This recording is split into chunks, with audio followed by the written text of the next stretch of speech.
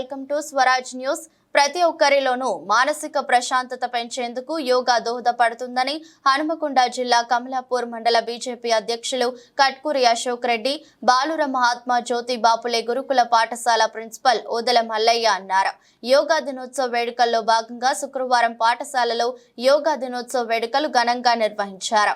విద్యార్థులతో పాఠశాల ఆవరణలో యోగాసనాలు వేయించి సుమారు గంటన్నర పాటు యోగా సాధన చేశారు. పద్మాసనం, వృక్షాసనం, చక్రాసనం, వక్రాసనం, దంతాసనం, తిక్రాసనం, పశ్చిమత ఆసనంలతో పాటు వివిధ ఆసనాల విద్యార్థులతో చేపించారు. ప్రతి ఒక్కరిలోనూ మానసిక ప్రశాంతత పెంచేందుకు యోగా దోహదపడుతుందని, ప్రస్తుతం సమాజంలో ప్రతి ఒక్కరూ ఒత్తిళ్లకు గురవుతున్నారని, అటువంటి ఒత్తిళ్ల నుంచి బయటకు వచ్చేందుకు యోగా దోహదపడుతుందని అన్నారు.